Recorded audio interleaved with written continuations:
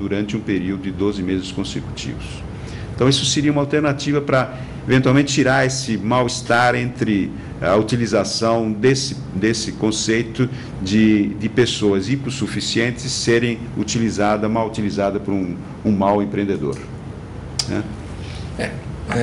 Veja que essa discussão ela vai longe, a relação trabalhista é uma discussão muito complexa, e eu gostaria de colocar aqui para os nossos dois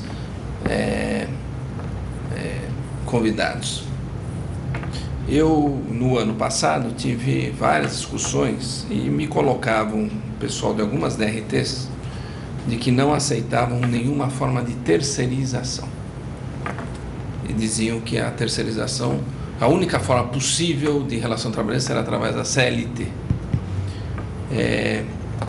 Essa questão da emenda 3 também não está com uma discussão viesada, porque não querem aceitar nenhuma forma de terceirização que seria um avanço nas relações trabalhistas? Veja bem, a terceirização, primeiro eu acho que essa visão da DRT está errada, porque a terceirização, quem faz terceirização é uma empresa. Então a empresa paga os seus empregados, ela tem os seus empregados. Ela vai pagar o seu INSS, paga os seus impostos, paga tudo. O que não é a relação direta. Eu posso prestar um serviço para uma indústria automobilística, certo? Com uma empresa que tem os seus funcionários, etc. O que eles querem é o seguinte, inclusive, infelizmente, é uma posição até de um projeto do Luiz Marinho que está tramitando na Câmara dos Deputados, é que este funcionário terceirizado receba os mesmos salários da empresa tomadora do serviço e as mesmas condições, o que é, evidentemente... Não tem mais terceirização. Então, uma empresa de informática que vai numa Volkswagen prestar um serviço de implantação de um sistema informatizado, de um software, etc., ela teria que seguir a regra da convenção coletiva do metalúrgico, o que é incoerência. Evidentemente, a gente... hoje, a terceirização, esse processo de terceirização é um processo de melhoria da produtividade, focar mais no aspecto produtivo daquele segmento. Quando você monta um carro hoje, o carro é montado por várias prestadoras de serviço. A própria pintura de carros hoje são terceirizadas. Fulano montou uma empresa só para pintar o carro lá dentro da fábrica. Então, por que isso está errado? É uma otimização. As pessoas que conhecem aquele assunto, aquele determinado serviços, ela fica cada vez mais especializada naquilo lá. Não é só diminuição de custo, mas é especialização e tecnologia sobre aquilo. Como é que você pode criar um centro de informática dentro de uma indústria automobilística, quando o grande, vamos dizer, desenvolvedor de software é o Bill Gates, por exemplo, certo? É a Microsoft, né? Então, como fazer isso? Quer dizer, você vai botar uma Microsoft dentro, estou fazendo propaganda da Microsoft, vamos fazer uma propaganda de uma empresa brasileira, da Prowork ou coisa parecida. Então, como é que você pode colocar isso? Você tem que usar as ferramentas existentes. Isso eu estive colocando porque tivemos até num congresso com o ministro Pazianotto, que foi o autor da súmula que criou e permitiu 331. O serviço terceirizado. E o próprio ministro Pazianotto disse que até hoje a súmula não foi entendida e não foi aceita. Exatamente. Porque, infelizmente, quando se trata de questões trabalhistas, questões tributárias, no nosso país tem até isso. Quer dizer, muitas leis são entendidas de forma diferente, né? Ou não são entendidas porque o fiscal não quer. Sim. Quando o nosso querido aqui, Luiz, fala da emenda 3, esse é um problema gravíssimo. Por quê? Se a emenda 3 não prosperar, aumenta o poder discricionário do fiscal. Aumentando o poder discricionário do fiscal, abre-se a brecha, que eu não vou falar o quê, né? Quando se abre mais poder discricionário, permite-se mais entendimento para um lado para outro subjetivo, o que aumenta a possibilidade de corrupção, que já foi alvo de discussão aqui em outros programas nossos, né? Doutor Marcelo, eu gostaria de colocar alguma coisa sobre essa questão? Sim, eu acho que a terceirização e a forma de serviço, ela é prevista na lei também, né? De qualquer forma, a prestação de serviços, ela é prevista na lei civil e sob alguns formatos. Então não tem motivo, né? Não teria motivo. A DRT pode entender, agora o juiz do trabalho pode ter outro entendimento também. E o juiz na esfera civil também pode entender que aquele é um contrato válido. Então, quer dizer, aí é uma discussão supra-DRT, ou supra-entendimento de delegacias regionais do trabalho. Esse é o ponto, né, Luiz? O ponto é que a emenda 3 fundamental é isso, né? Que não tenha tanto poder discricionário. Exatamente. E que não tenha que ficar entrando com recursos contra autos de infração para ir para a Justiça do Trabalho, que vai ganhar. Não tem, né? Não é lhe dado esse poder, na verdade, né? Atualmente. Isso já é assim, eu imagino, né?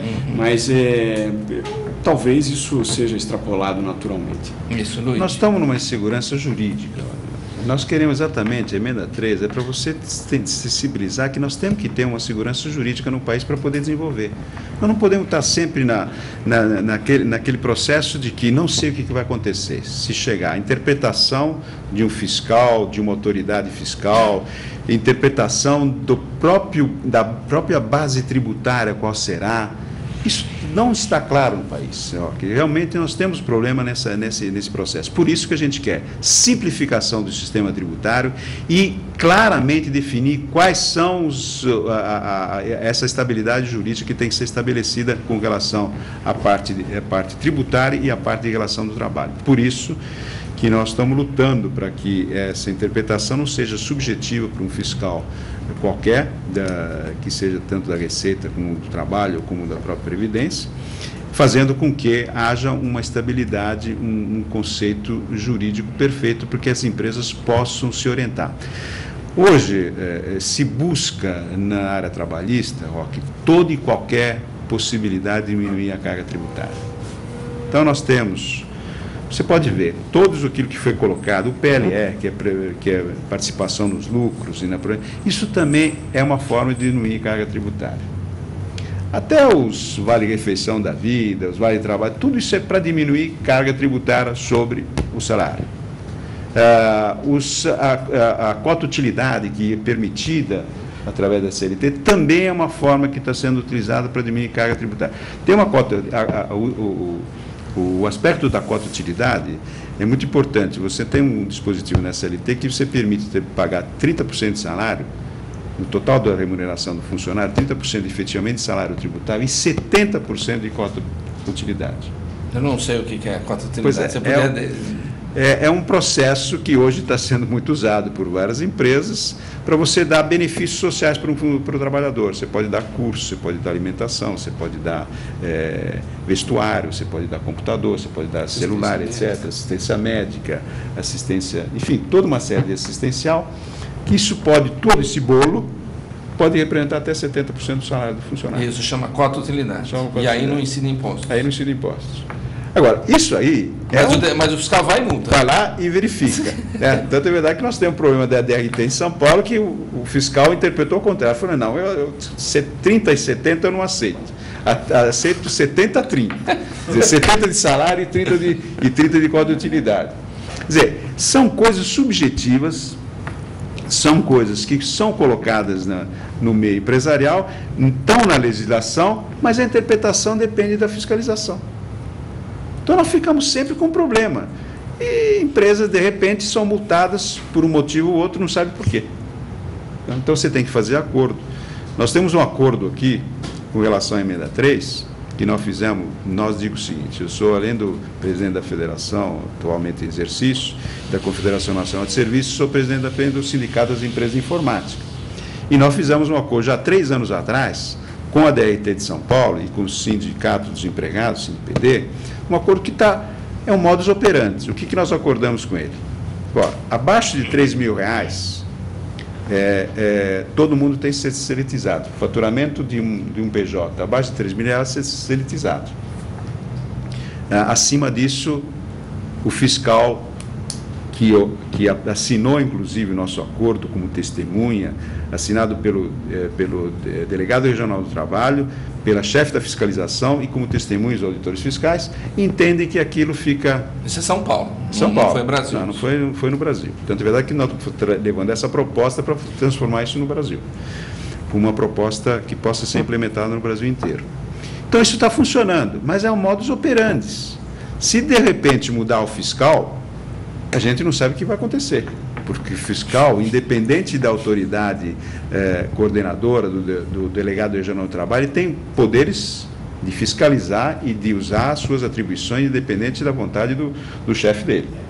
Então, dependendo do fiscal, eu posso, amanhã, a empresa pode ser multada, apesar do acordo existente. Então, veja bem, essa inseguridade jurídica é complicada. Certo? E nós temos procurado essa relação capital e trabalho, nós temos procurado resolver isso, mas nós teríamos que ter uma legislação e uma visão por parte do fisco mais clara e mais determinante. Você está dizendo, bom, você acertou com a Delegacia Geral do Trabalho, mas você acertou com o INSS? Não. Com o INSS não acertei. Inclusive, eu fiz uma consulta à Previdência e a Previdência me respondeu. Bom, o problema de vocês, a legislação trabalhista é uma coisa, a legislação previdenciária é outra. Então, se chegar o fiscal do trabalho e interpretar aquilo como indevido, ele multa. Ou da Previdência. Da Previdência, desculpe. Independente do acordo que eu fiz com o DRT de São Paulo. Então, veja bem, Roque, nós estamos num problema sério de estruturação. Nossa, e se nós não resolvemos esses problemas, especialmente nessa área trabalhista e tributária, sobre a folha de pagamento, nós vamos ter sempre problemas sérios. Por isso que a gente quer tirar todos os encargos sociais sobre a folha. Porque isso aqui faria com que esses problemas existentes diminuiriam tremendamente. Inclusive na área de relação trabalhista. Porque essas ações trabalhistas que existem hoje, são implementadas pelos funcionários, são exatamente sobre esses benefícios que você dá por fora da folha e que vão sendo questionados no nosso trabalho. Com isso, nós diminuiríamos esses conflitos, aumentaríamos a base tributária, diminuiria a corrupção, o informal pagaria, isso é importante.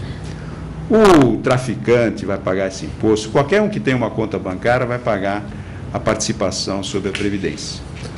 Eu gostaria de enfatizar isso, o Luiz até deu uma deixa aqui, mas que é o seguinte: você que está vendo o nosso programa e que eventualmente não seja empresário, não pense que isto só atinge os empresários, não. Os empresários, eles são uma forma de desenvolvimento econômico para o país.